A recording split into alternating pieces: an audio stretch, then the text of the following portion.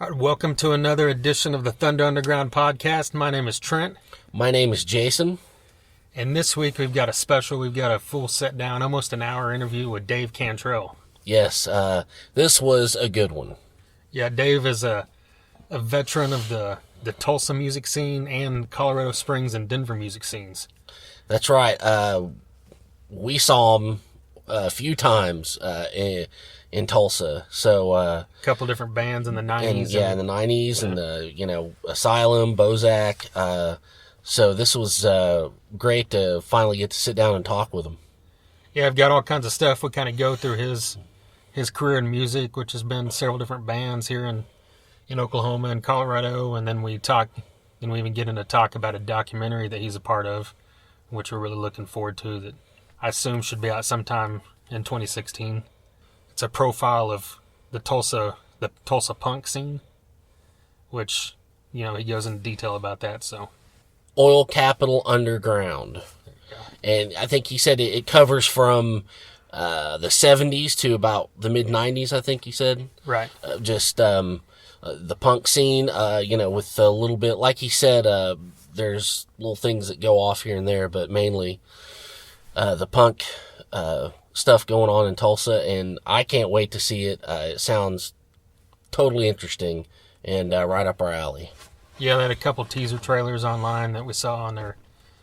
It looks like I'm a big fan of documentaries no matter what, but especially when it comes to music.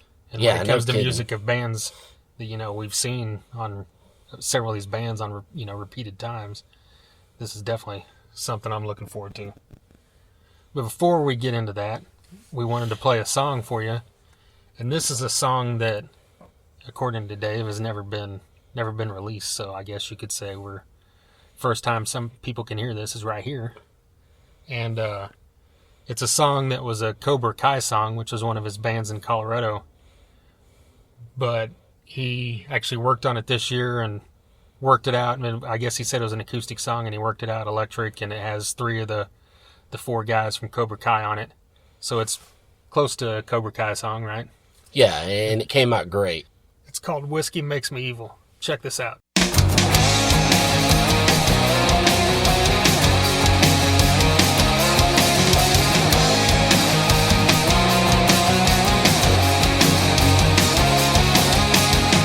To a bar to find a few thrills. A few shots later, I've lost my motor skills. I start talking at the top of my lungs. My girl is pissed, but I'm having fun. The cocktail waitress wants to run and hide. The bartender's giving me the stink eye. The bouncer tells me that it's time to go. I'll have one more for the road. Whiskey!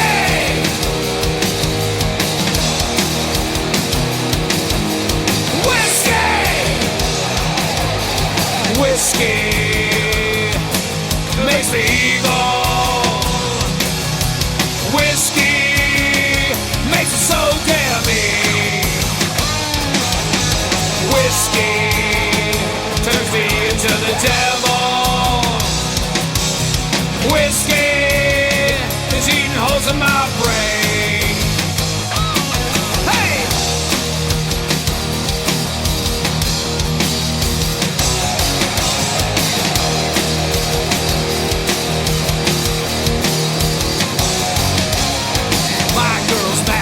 Something I did. I'm sorry, but I don't remember it. I woke up and found myself on the floor. Got back up and ordered one more. I guess I messed up again. Another night wasted in vice and sin. It's like pouring gasoline on a fire. So light me up another round, 'cause I'm not tired. Whiskey!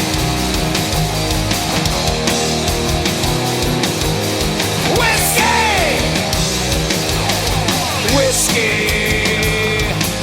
makes me evil. Whiskey makes it so damning. Whiskey turns me into the devil. Whiskey is eating holes in my brain.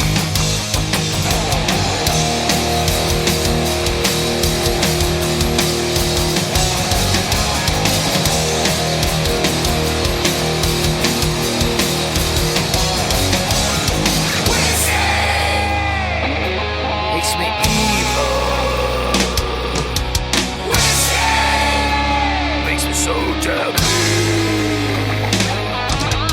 Whiskey turns me into the devil. Whiskey keep holes in my brain. Whiskey makes me evil. Whiskey makes me so damn mean. Whiskey turns me into the devil. Whiskey keeps holes in my brain. I need a ride home. I need to go to bed. I got demons talking to me in my head. I know soon that I'll have to pay. Another hangover is on the way. I need a ride home. I need to go to bed. I got demons talking to me in my head. I know soon that I'll have to pay. Another hangover is on the way. Whiskey.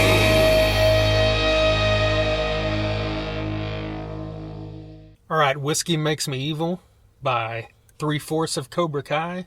That song was just recorded this year, a few months ago. First time it's being heard, so we're glad that Dave gave us the honor and privilege of playing that here, because I really dig that. That's a really cool song. Yeah, definitely thanks to Dave for letting us play that. And, on that note, let's just get right into the interview.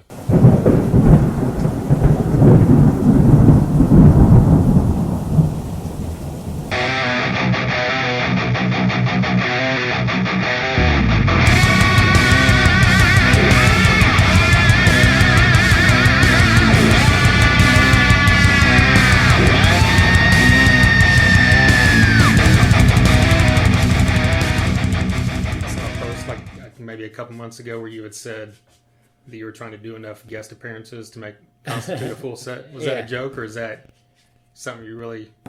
Well, it was... How far have you got into it? It was kind of a joke because it just seemed the way things were going. I noticed that I was all, oh, you want to do a song? Okay, cool. But I couldn't seem to put anything together to get a whole set. So I was just here and there. A couple songs up in Colorado, a couple songs here. Then I thought I had a few more songs lined up, but that fell through. So yeah, I was in jest, but I was actually going to kind of see if it could happen without just forcing myself on people's stages. Right. Like I would have done 20 years ago. Was that one of your things you were notorious for? Probably, we've been doing this documentary, and I get kind of embarrassed seeing getting these old videos and then finding that I've forced my way onto the stage of somebody by the end of the set. I'm like, should have just learned to stay back in the shadows a little more or something. Waited till my band was playing, Well, speaking of your bands, was Asylum was that your first band? Yeah, ever? yeah. And High school through college. So. Okay. And what, I guess if you want to start even before that, what really got you into music to begin with?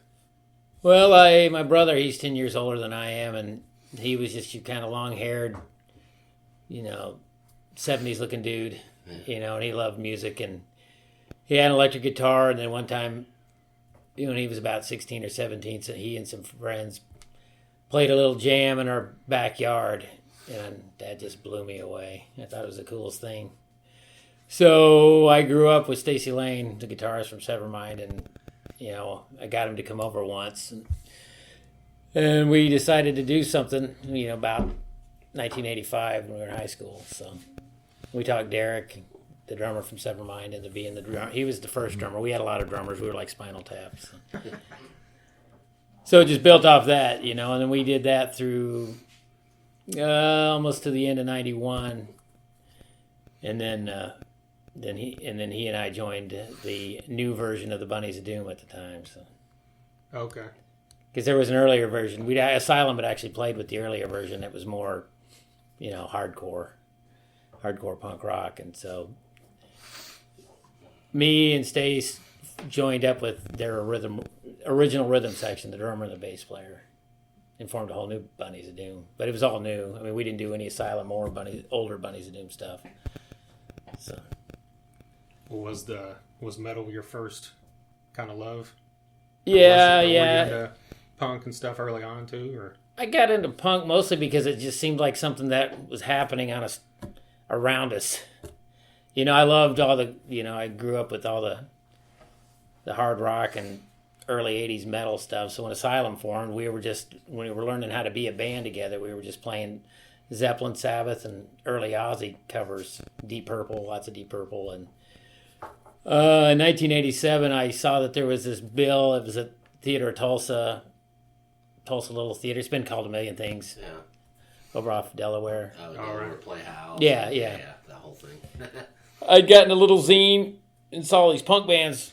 Well, the punk bands were playing. I didn't, I just thought it was rock bands, I knew one of the guys was in it, and I knew what punk was, but we got up there and played, and, we were growing our hair long and had torn jeans, and we're playing like Steppenwolf. I mean, we had our own stuff. We were starting to go to thrash because we'd kind of gotten into Metallica, but, we were pelted with cans by skinheads, and so I was like, well, this seems like something's going on now, because it's like a lot of the metal bands at the time. There was like a circuit back in the day where it was like there was a place called Rockers. It was also called Rock Theater, and then there was other bars like before that. But a band would come through, and they were all professionals. Like a band like Oliver Magnum would come through and play Tuesday through Saturday, 3 sets a night. So of course most of it was covers. Yeah. But they'd mix in some of their own stuff. So that, to me, seemed like what the heavy metal thing was. It was a little harder to get to. We weren't 21 yet, and all these punk. There was like, Club Nitro and all these other clubs at the time, or little basement places or warehouse gigs. And so I basically wanted to book us with anyone that would play and that could draw, And so we played our first Club Nitro show in '87, and would play with thrash bands when thrash was still basically just intermingling with the punk. So that's where I, got into it. Got to know a lot of the punk rockers at the time. Cool. So. Like we had, I'm sure you're aware, we had Stacy on. Yeah. On an earlier episode, and I mentioned to him that whenever we were, teenagers around that early mid '90s, and I just thought, even without hearing the band, I just thought Bunnies of Doom was like the coolest band name I'd ever heard. And it just made me really want to see the band. I don't know if I ever did or not, but I know I ended up buying the CD, I think at Starship or something. Yeah, we did a couple of CDs and a tape. I mean, that was on the very edge of when, you really thought something might happen, because we were doing the heavy alt rock thing at the time. It was kind of metal-y, but it was fitting in somewhere in with, stuff that was getting popular at the time, like Rage Against the Machine and Tool and that Rollins band, stuff like that. So, yeah, that was like the next step from Asylum. I mean, it's hard to compare better or worse, but I mean, Asylum was kind of like school. We grew up together and we all learned together. And Terry from Asylum later went on and played with Pitbulls on Crack and a ton of other bands after Asylum. And so we just kind of, it's interwoven, but yeah. Yeah, that's how we got to know the other Bunnies, is from the Asylum playing with Bunnies. And then, Stacy got to know Jason, who was the drummer, and they started jamming on the side. So at one point in '91, Asylum's drummer moved away, and the other Bunnies just kind of split up somehow. So they pulled me in, and we just did whatever we did. What it was heavy, but it was also funky or noisy, or it was a lot more different influences. Whereas Asylum was pretty much focused. Asylum was Stacy's vision musically. I mean, we all went along with it because we liked it, but I wrote the words and he wrote the music. But Bunnies was more 4 different elements that came from 4 different backgrounds.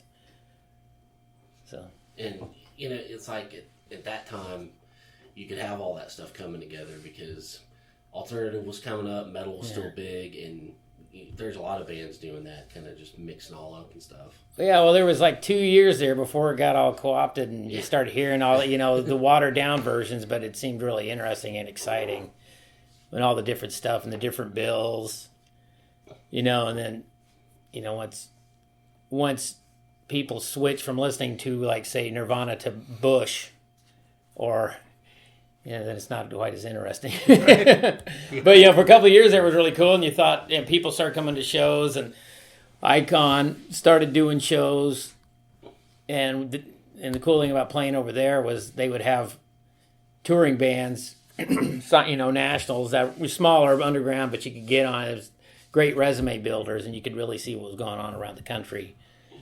So that was kind of a cool thing. That was a different thing than the '80s altogether. But yeah, I think I'm pretty sure I saw Bunnies of Doom at the Eclipse back in the day, and I remember that show.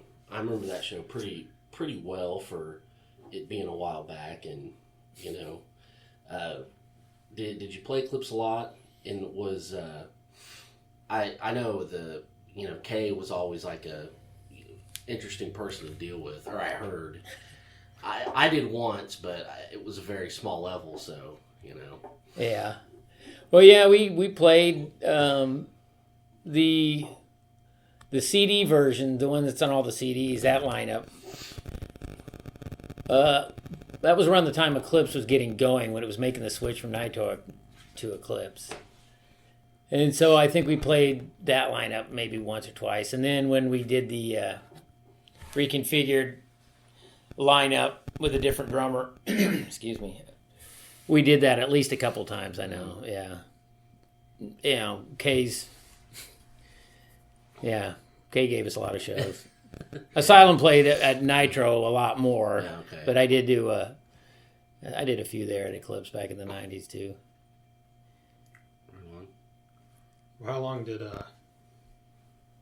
Bunnies of Doom go on? Well, my version, the version I was in, was early '92 till about '97.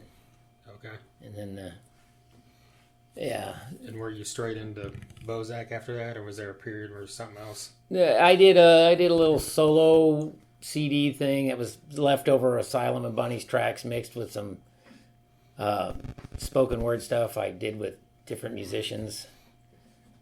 So including Brian Simmons, who was in Bozack and later went on to do Tribe of Souls and most recently Bad Root. Now he's in a new one, Sons of the Dust, I think. But so I kind of had a little.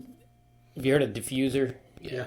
And so with Diffuser, we got going. I became friends with them, and I had a little mini set worked up with them. So if I ever booked a show or somebody gave me an opportunity to get a show, I'd say, listen, guys, you want to go do this show and sing what I have, and then you can play the rest of your stuff to fill out however long we need to play. So we wrote a couple tunes together and worked up a couple of covers and played shows like that for a little bit, and then we put Bozack together. Okay. Was that some of the same guys? No. Bozack was it was Terry Waska, who was the bass player in Asylum, and he and I and this drummer Chad Owsley, who now plays in Oklahoma Braves. Okay. We were playing with this one dude and trying to get something going, and then I was just kind of trying to actually do a solo thing, where they, be like Ozzy and say, "Here, play my stuff," and then let's build off that, because I didn't really feel like starting over from scratch, because that takes so long to get going. And the guitar player dropped out, and I talked to Brian one day, and he came over, and we worked up a couple of my old songs, but then we just wrote a set and went from there. So that was like 99 to 2001. We put out a CD in like 2001, and then I moved later that year. So. Oh, okay. Yeah, that's whenever you opened that COC show, right? Yeah. 2001, yeah. Yeah, I remember that pretty well. Yeah, I can hardly remember that show. I mean, I know what happened. Right. But I don't know. It's so like... It was a really small crowd. Yeah? It was, yeah. It was, wasn't it? Yeah. Yeah, it was super small. I was like... I was really hoping for... we played... I think that was a 3-band tour package anyway, so we were cool, we were glad to play it, but we were stuck way early, Right. People are still parking while we're playing, but that happens, but that was cool. Yeah. So it was right after that, then you moved to Colorado Springs? Yeah, I moved there in August of 2001. Okay. And how long did it take before you started a band once you got there? Well, it was, we went up there because we wanted to open a bar and book clubs, book shows and stuff, and my brother lived up there, so we kind of wanted to change of pace, and So I went up there, and my wife, or now she's my wife, but she was bartending a lot, and so I ended up working the door at a lot of the places she had, and started getting to know some of the musicians up there. And after about 3 years, there was this band playing called Roche's Limit, and they had this kind of playing this, I don't know, it was kind of punky, but it was more just kind of rock, you know. And I was like, boy, it should be fun. I wonder if they would ever like back me up sometime and do something. You know, I was like, if I was going to do anything, I'd like to do something like that. And then I ran into the bass player later, and he said they had a new thing going, new drummer, and it's just him and the guitar player and a new drummer were working something up. And so I joined up with them, and we had that was a good run. It was very fun because when I left here, it was at that point in everyone's life where your friends don't come out because they're busy starting families and careers. And then 4 or 5 years later, when I started playing up there, everybody was settled enough that they were coming back out again. Okay. And I didn't know them all, but I mean, it was like, well, it was playing to, you know, you got past that lull, so it was cool again, you know. Kids were old enough to stay home, and, you know. So that was cool. That was a band called Cobra Kai, and when we did a little Oklahoma tour, played Oklahoma City and here with Billy Joe Winghead, and then we went out and played some stuff in California and all over Colorado. And you know, the older you get, the shorter the band seemed to last. Yeah. But did a whole bunch. You know, the clubs in Denver were starting to call us instead of us call them, and that was what we really wanted to do. Really try to make a big splash in the Denver scene. And then the guitar player moved, and so I joined up with these other dudes called, there was this band up there called the Nobodies, and they're signed to Hopeless Records, and they're a couple years younger than me, but they're a punk rock band, more rock and roll-y punk. They're, all their songs about porn. But they didn't have a singer, the bass player and the drummer sang, and so we decided I was recruited to front a band we called Hussy. So it was me fronting the Nobodies called Hussy. Okay. So we did that for a couple of years and played all over the place because, you know, they had connections. I really thought that might go somewhere farther than it did, but it was, you know, right in the middle of it. I opened my bar, the bass player owned a bar, so we were bandmates that were friendly competitors. Yeah. Constantly trying to one-up each other, who's got the coolest show coming in and stuff. So, yeah, now they've gone back to just doing the Nobodies because, you know, people will pay them to do the Nobodies. That's an established name. So. Right. Well, what do you think is like the difference between Colorado and Tulsa and the music scenes and stuff? What do you notice? You know, I've been gone from here for so long. You know, downtown, it seems like there's some cool things going on downtown. Denver's got something happening all the time, and it's fresh and new. Colorado Springs was a little more insular, so maybe a little more like Tulsa.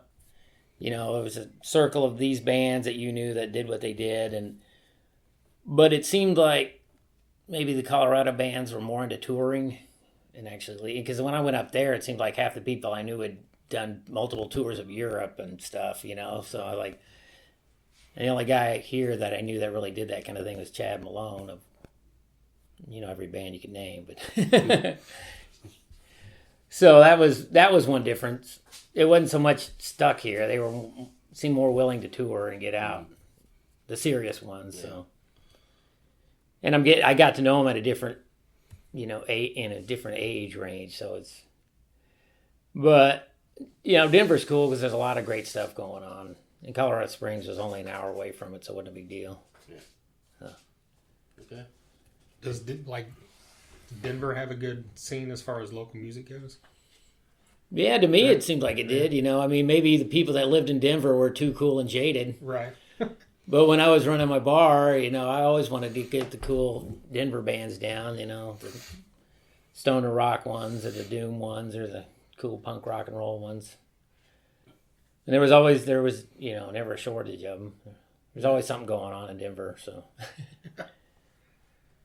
Well, as far as back in Tulsa in the early days, what are your favorite places that you played? Or was it, you know, places like Nitro or? Yeah, well, like I said, you know, we earned our stripes at Rockers. because we were going to college, and then they'd say, like I said, we didn't have 3 sets, but we'd have 2, and they'd pair us with one other band, like during finals week in college or wherever. Well, you have to play Tuesday through Saturday. So one band would play first, and then the second band would play maybe the second and third set, and then just leave their stuff set up overnight. They would be the first band the next day. And you didn't play to many people during the week, but it was like barely paid practice. I think we got $10 a night. So, at the end of 5 nights, having played 10 hours, here's $50 for the week. But so that was fun because it was a lot of experience, and we did whatever we wanted. We'd go with half-baked songs. We'd work out songs in front of the crowd. We'd try out cover we'd never played before and stop in the middle of it. You could do whatever you wanted. And then I really liked Nitro because, people went there for original stuff, and there was all sorts of different things happening. And you could mostly develop your persona, your show. I mean, you could be lousy, and then Kay would have you back. If you met, just depended if he hadn't thrown you out. Yeah. I'd come home, 18, 19 years old, and something would have happened at Nitro that pissed him off, and then my mom would I'd come in at 2, and she's like, I just got a call from a K, and he just was yelling at me, chewing me out for something you did. And like, yeah, it's K. I only got thrown out and banned a couple times, but now he tells me he loves me more than my own parents. So, well, there you go. Yeah, and there was some other cool ones, but most of them didn't last as long. I mean, Nitro went the distance. We had a couple good, real cool shows that seemed promising at a place called the Institute of Applied Arts, the 323, and that didn't last too long. And then TUCA, which is the Tulsa Center for Contemporary Arts, we did some pretty cool things there. And then, we'd go back and forth between the punk or the alt stuff I'm talking about Asylum mostly right now, but so we'd kind of straddle we'd go find an east side metal place and play with the metal bands, and then go over to play with a band like Baby M, which was kind of like early Chili Peppers, or Tall Tales, which was kind of like a punkier REM. So, we tried to work both ends of the field. Yeah. Bunnies later, it was a lot more, alt rock was bigger or whatever, so it was easy. You played Icon, you got good shows, or we went, would play Eclipse. Occasionally do Windjammer, but we weren't as metal. I mean, we were heavy, but we weren't as metal, but we would play there anyway. Yeah. Yeah, weren't you saying you saw, was it Bozack at Curly's? Yeah. Huh. Yeah. Saw at Curly's. Yeah, I remember, that was, saw a lot of bands at Curly's. Yeah, that was another thing that didn't last too long. No, it didn't. I mean, it seems like there's always, there's always one or two that last for a few years, comes around, back around. We did my going away show at Curly's. Oh, yeah. Okay. So, I think that building turned into the new Icon for a little bit. yeah, it was like Icon 3.0, Yeah, but that was like 3 weeks. Yeah. I don't know how long Was that that all was. it I don't know. I was gone at that point. Was But there like one show there, I think, or I don't wow. even know. Didn't last long at all. it was a big, big cavernous place. Yeah. Yeah. Yeah, it was too big, I think. Yeah. I mean, you could have, some good bands there and get a decent turnout. It still looked like no one was in there. Yeah. So, Yeah. Have you been to the new Nitro? Yes. Yeah. I still haven't been over there yet. I don't know. It's cleaned up. It's nice looking. I mean, I haven't really seen a show. My wife is friends with the owner, so Okay. we've checked it out a couple times. I need to get down there more. I just haven't gotten out that much lately. I've been getting out about once a month. I try to. I mean, since I've been back, I've made it a point to see every band I'm friends with. So. Right. Well, from what you've seen, do you think the scene's decent right now? Well, it seems like it, but I'm probably 20 years removed from the people that are really making something happen, and I'm still trying to figure out that. The guys I know that are still playing, that's awesome. but they're all middle-aged like me. They're still making good music, but it's like when you want to see something the new, the fresh, I'm still trying to figure out what that is, Right. But that's just me, I'm not sure I know those guys. I wonder if they're good. Or, I know Severmind will put on a good show, so I'll go see Severmind, but every once in a while I go, I got to go see something different. So it's cool. There's things going on. I'm sure there's a lot of things going on that I don't know who they are yet, Yeah. A lot of the downtown stuff seems cool. It seems like Sound Pony and Yeti get a lot of interesting shows, and, Jake brings the heavy stuff into DTL. So. Yeah. Yeah, to me it seems, at least it's the last couple of years seems better even than it was just a few years ago. Yeah. As far as, like I said, stuff coming into those places and a little more diverse stuff. Well, yeah, I mean, when I was growing up, downtown was a ghost town. Every once in a while there'd be one random little, warehouse place that would last for a few months that was illegal, all ages, you just bring your cooler full of PBR or whatever. And, now it's several established live venues, whatever kind you want to see. So that's cool. That's encouraging. Yeah, it used to be you come down to the Canes for a show and there'd be nothing going on around it, like nothing. Now yeah, it's just everywhere. Yeah, everywhere. But one thing is kind of weird is Tulsa spends all that money in developing and bringing business to downtown just so they can throw cops in there. Yeah. Checkpoints. Yeah. Now we got to wait. Now it's like, well, you built it all up, but now you want to scare us all from going there? Yeah. Yeah, checkpoints downtown. Yeah. That's kind of police state. Yeah, we could go off on that. We could get on a tangent. So it's like, do I want to risk it? I mean, I just don't even want to get pulled over because there's no telling. I got a tag, my tag's expired, or blinker, any little reason to pull you over. That's all they need. Yeah. Oh no. Well, you got that, and then you got what was the whole mess with whoever it was that was trying to put in the lofts, I guess, right next to the Sound Pony, I think. Oh yeah. Or something, and they were saying everything was gonna have to be shut down noise-wise by like 11 p.m. No, that wouldn't fly. It was causing a big stir. I don't know. I think it's got. Yeah, I don't know the story. Last time I went down there, they still had the signs for the lofts, but I did see some petition or something that somebody put online that like they're trying to tell potential buyers that there is live music. The seller probably won't tell you that, but it's we've got several live venues here, and it's going to be noisy. So I mean, anyways, whoever has the most money is going to win out in this situation. Yeah. Right. I mean, the city of Tulsa just wants it to be nice and clean and look presentable. Yeah. So, it's cool that there's such a strip like that. Yeah, there never was anything like that before. Yeah, I never could walk up and down a street and just go in and out of clubs before. So that's awesome. That's cool. Yeah, because even down the other way, you got Vanguard, Hunt Club, Kaz's, all those have, live bands here and there. So yeah. It seems to have got where it should be or close to it, Yeah. I hope. If you can change the culture of the average fan from DJ to live band. Right. Or just going to see a band they don't know, Right, That's yeah. Problem getting people out to see local bands if they haven't heard of them or heard them on the radio or something. Yeah. Yeah, or, the cool little road bands, that come through.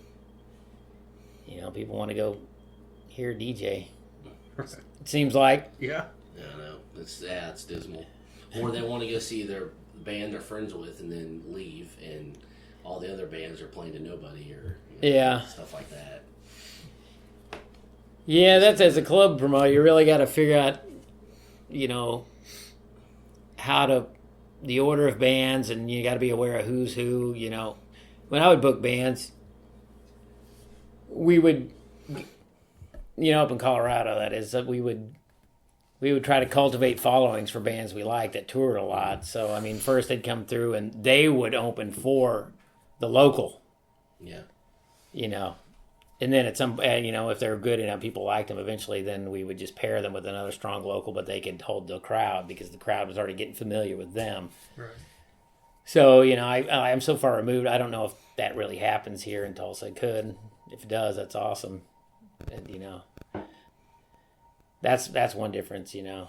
You got to really, I don't know, especially if you get these touring bands in the middle of the week, too. Like, well, the bar's so obsessed with ringing something at the bar, but then everybody goes home before the band ever starts because it's midnight or whatever. Yeah, on a Tuesday. Yeah. Yeah, no kidding. Like, just give me 2 bands between 10 and midnight, and I'll probably make it. If it's somebody that sounds interesting. You start pushing it after that, I don't know.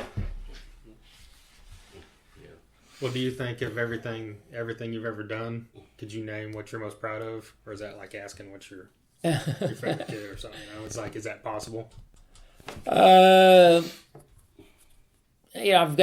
there's different aspects of things that I'm most proud of. So, yeah, that is kind of hard. I mean, you know, Terry, since he wasn't in Bunnies, might look at it differently, but my partnership with Stacy lasted 12 years. So between Asylum and Bunnies of Doom, so I kind of look at that as one, even though they're 2 different bands. And I liked, I liked what we did, the songs we wrote, and I wish, sometimes we could have. I go back and remix some of it, but and that name, the name Bunnies of Doom seems to be what I'm still associated with, even though that was over 20 years ago. So, that was cool. They did. The guys who played were very good, and they had a lot of interesting music going on, and it was cool to be in that band as just a fan of what they were doing. I really liked Bozack, but Bozack, like I said, was kind of in that strange little lull, so we were going around asking people 10 years younger than us to open because we didn't know if anybody of our peer group would come out. If like we want to play to somebody, we need to play to, I can't even remember who we played with then. The scene was very different, And then the first couple bands I was in Colorado, that was cool. So I've been lately, over the last year or so, I've been kind of going through my past recorded work and trying to figure out some way to make an anthology, So I may, my bucket list is still to do a vinyl collection. So I may do like a best of the studio stuff of everything I've been a part of on, put that on a vinyl because most of the stuff I did was all such short run anyway that hardly anybody got it, I think Cobra Kai and Bozack, we were around, so weren't that around that long after our recordings came out that we only did runs of 100. Here's 100 CDs, they're gone, but we're broken up. So, Bunnies of Doom did the whole, we did several at 500, so there's a lot more of that. But, I kind of I've been going through the archives and trying to put out what I'm most proud of all together, you know what I'm saying? So it's just kind of weird. I don't know how to release something anymore. It's like, it would be cool to do a CD because you could get a lot more on it, but then nobody seems to want CDs anymore. So right. A collectible LP with a download card might be the way to go, Yeah. Have you looked into that? Is that like I don't really know anything about how that works. Is that a pain in the ass to press vinyl? Well, yeah, I would talk a huge cost at least. It's not cheap. Right. You know who James Plumley is? No. Have you seen Senior Fellows? Oh no. Well, yeah, I've heard him, but he's the man behind Senior Fellows. Okay. I think they're playing tonight. Actually, I think they're at Sound Pony tonight. But he's also in the band, and they're Stand Empires, and they both just came out with vinyl. So I've been picking his brain. He told me about a place that'll do runs of 250. So I'm like, well, that's manageable since there's not a active band to go out and push it, Right. And so, yeah, like I said, it's not going to be cheap. I got, once I get through the holidays, I'm going to figure out the plausibility of it. But you got to get your music mastered differently, and all that. But I want to take advantage of it while vinyl's still on the upswing, Yeah. I guess you could also do a cassette too, because isn't that? Yeah, people are doing that. Yeah. And I know some people that are into all that, but those are more like crust punks or something, They still think that's cool until they, put out in the sun for 10 minutes and it's all warped, Right. stretched out, dropouts. But people take care of vinyl more. You know, it's a thing. You know, people that like vinyl, it's an artifact. You know, Right. that's what I like about it because you know, even CDs, you know, when they came out, they seemed so revolutionary, but then just people tend to treat them like crap. Yeah. Yeah, I would hate when I'd go over to people's houses and they just had the stacks of their CDs. Oh yeah, Like, you savages, what are you doing? yeah, You know, there's a case for this. yeah. Well, you know, I like now that more the CD cases look, you know, a lot more of them are coming out like the little mini LPs, the paper. You should have done that from the beginning. Yeah, that's a good idea. Because all that plastic just breaks off everywhere and all that. Yeah. Well, you mentioned when we first started talking about doing this a while back that you might have something new you're working on to talk about. Is that? Yeah, you know, or I no? have been snake bit, dude, since I come back here. You know, everybody's doing something, and you know, I don't blame anybody. I'm not putting the blame on anybody here, but it's just, you know, everybody's got lives and they got time for one thing, one band, or you know, and that's cool. It's you know, it's like, I haven't been able to make anything pan out as something that's semi-regular. That's all I really want or need, you know, something to get my rocks off, but. It'd be cool, but the thing I thought would happen, you know, when I talked to you a few weeks ago or whatever, it's like it was the classic, got it all set up and then it gets canceled. And once something gets canceled like that, then it's just like I start looking other direction. You know, in the old days, like, okay, when's the next time? And now it's like, I don't like where that's going. Maybe I'll go over here. So, you know, we'll see. I'm not holding my breath, you know. You know, maybe that's why I'm putting together the anthology, because maybe I don't know what's next. There's lots of people here that are wonderful musicians and I'd love to collaborate with, so we'll see what happens. But yeah, everything so far hasn't really, outside of my guest appearances, my listing of guest appearances, that's been about it. Right. Well, I know you guys did like an Asylum reunion a few years ago, right?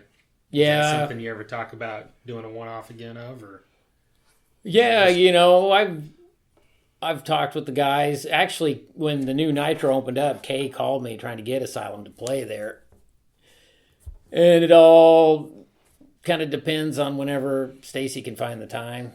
You know, he just moved and, you know, he's been busy with Severmind and he does the occasional Groove Pilots gig. So not the original, but the long-term drummer that most people associate with Asylum recently moved back from Austin. So we're all here. But, you know, maybe something will happen after the turn of the year or something.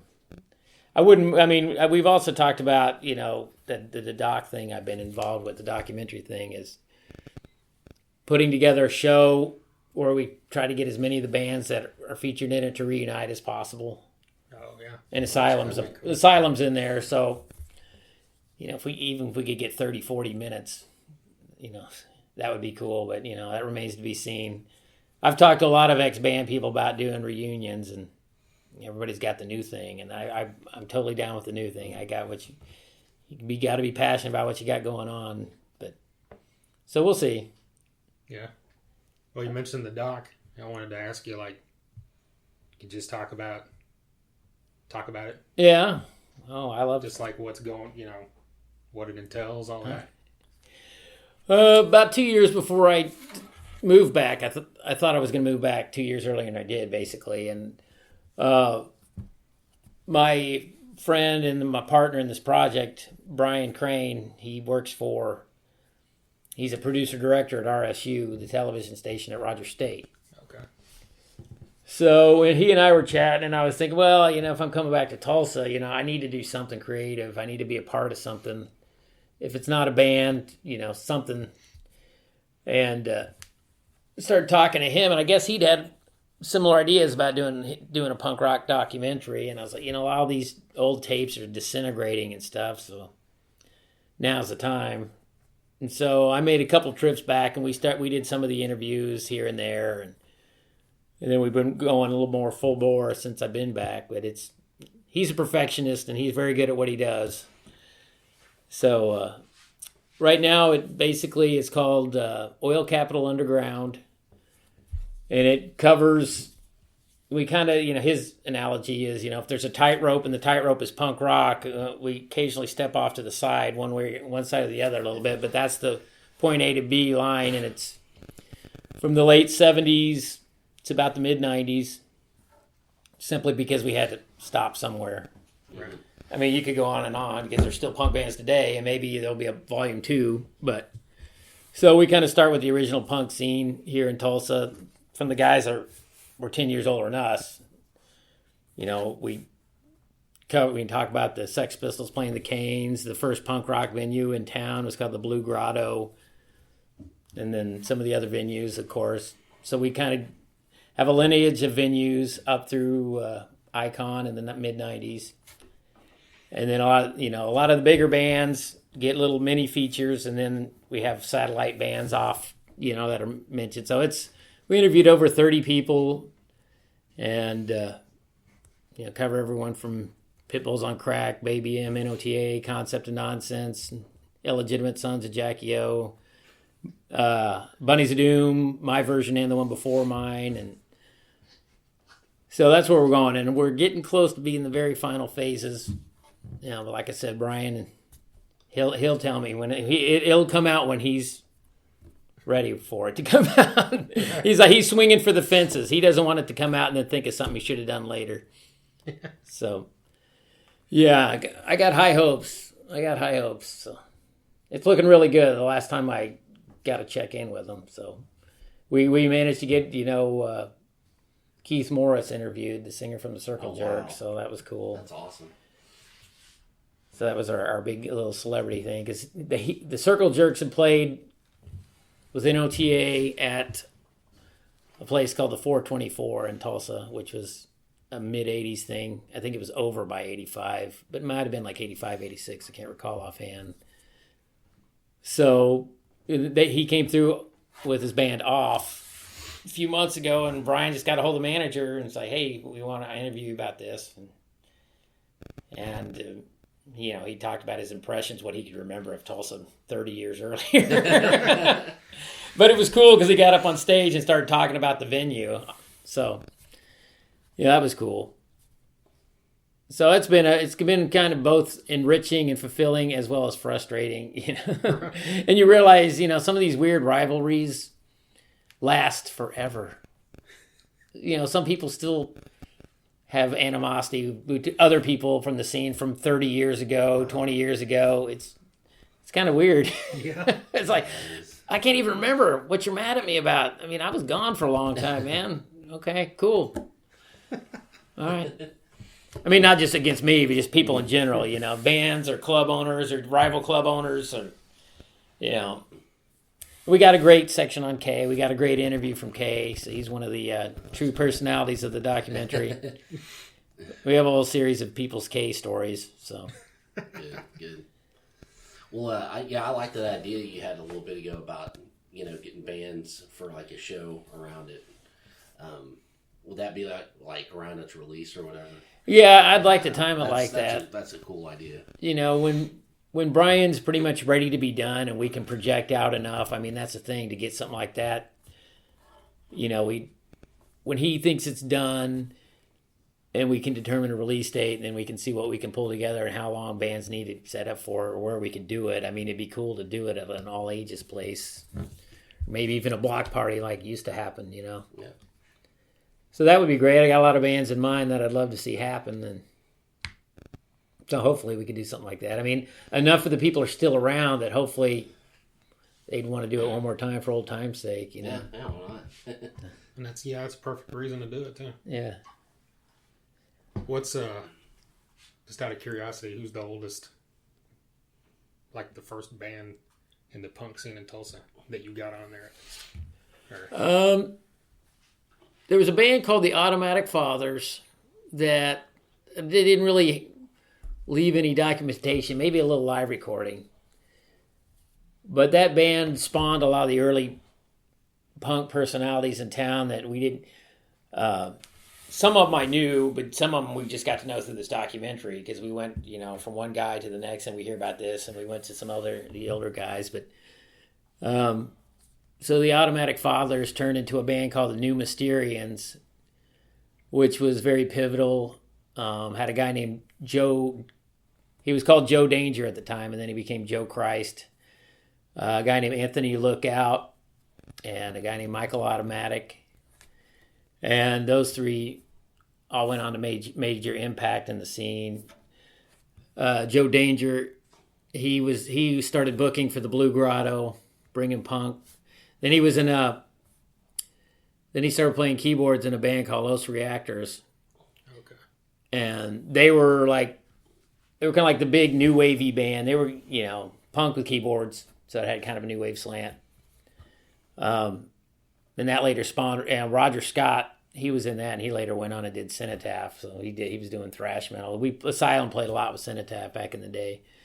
And then NOTA, which was the first hardcore band here, and kind of I would think, if you went back like as a metal guy and went back and listened to the early stuff, the first band you would probably think of as a punk band would be NOTA. A lot of the other ones you might think that's new wavy, or at the time it all just, if it wasn't Journey or Styx on the radio, if it was something different from that, it was punk. Right. So that's where we start. It's not all loud, fast thrash. It's some of this.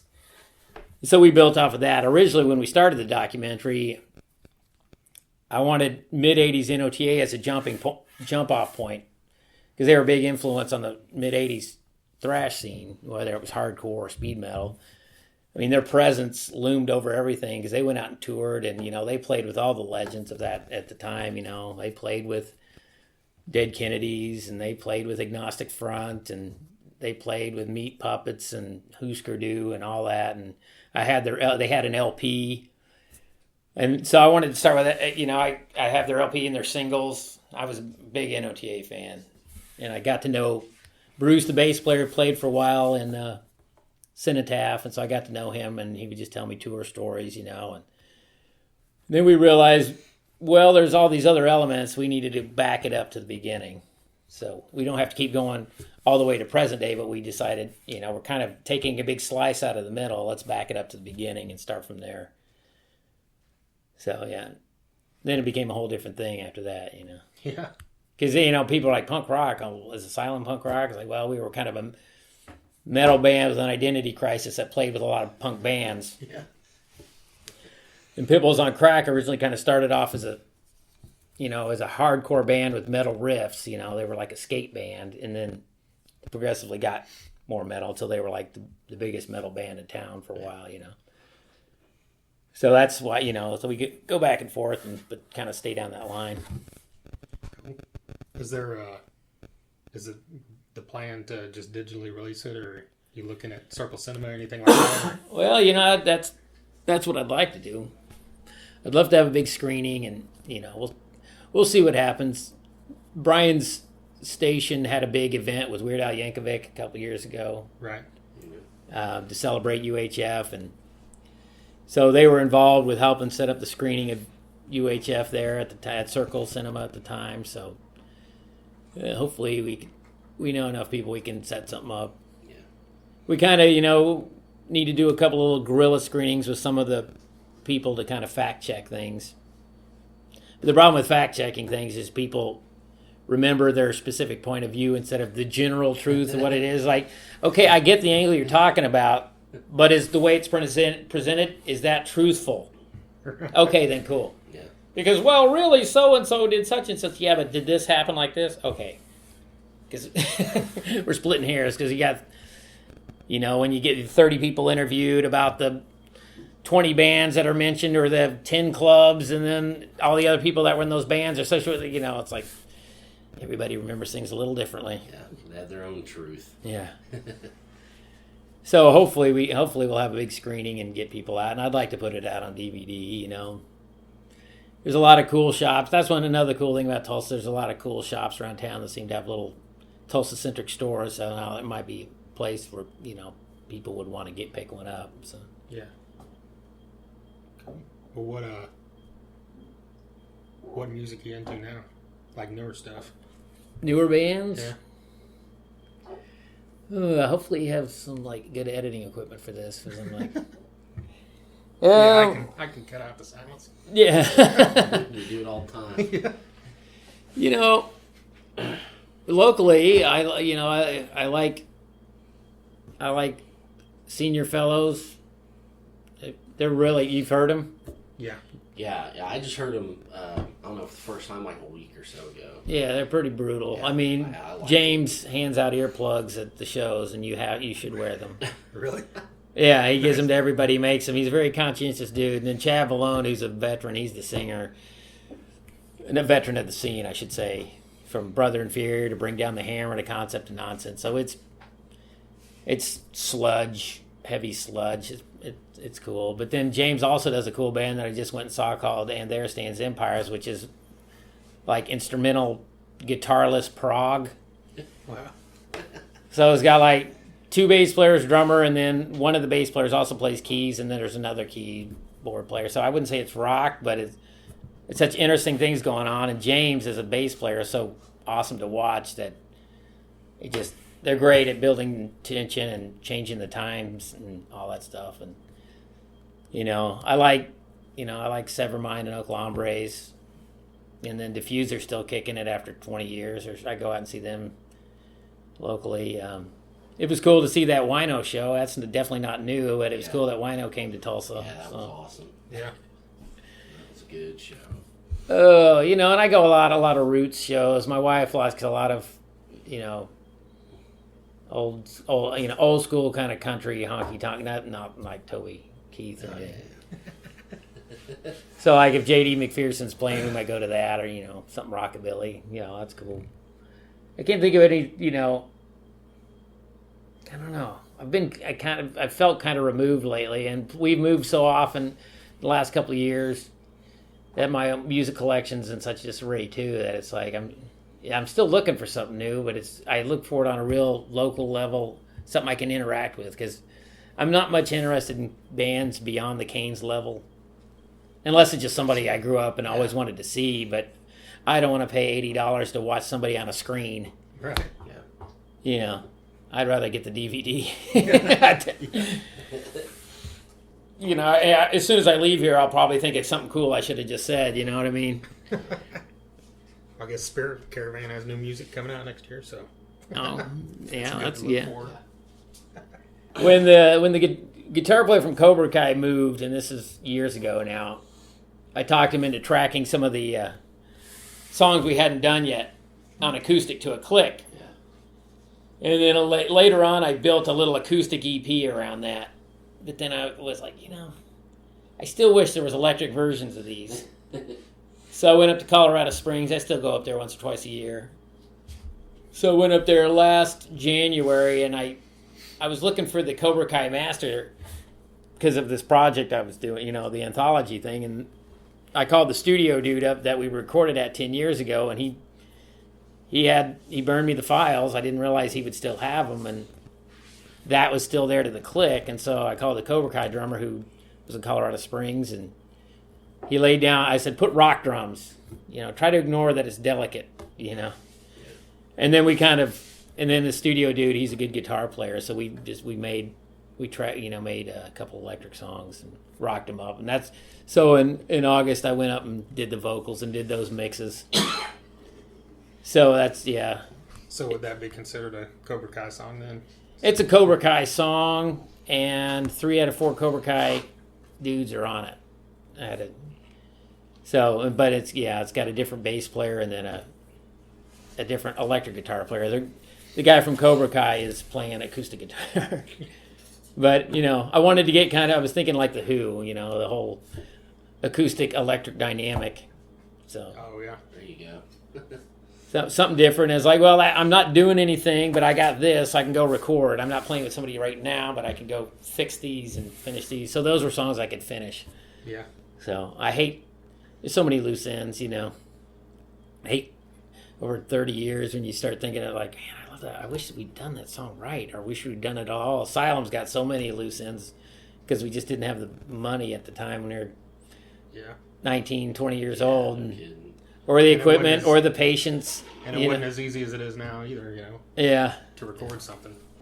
Cool, thanks guys. It's fun. No problem. Appreciate it. No problem. All right. Thank you to Dave Cantrell for taking the time to sit down with us and talk about all that stuff, the documentary, his career, what he's looking to do in the future, everything. Very glad. I think that went well. Quite an honor to be able to talk to him.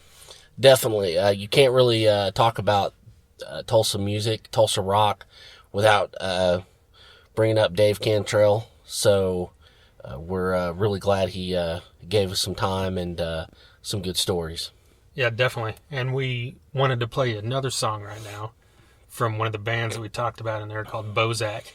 Yes. Which was a late 90s, early 2000s band that I think he said played their final show 2009. They got back together, did another show, but it was a short-lived band, but they had a great sound. And it's kind of a metal meets punk sound, I think. It's got kind of a Motorhead vibe, but more punkish. I dig it. Yeah, and we saw them back in the day, and more than that, they always went a few different directions in their live show. They do some funky stuff. Just an exciting band to watch. We saw them at Curly's. We got to see them open for COC. Right. So we're really glad to bring you this track. Yep, check this out. It's called "The Devil Made Me Do It."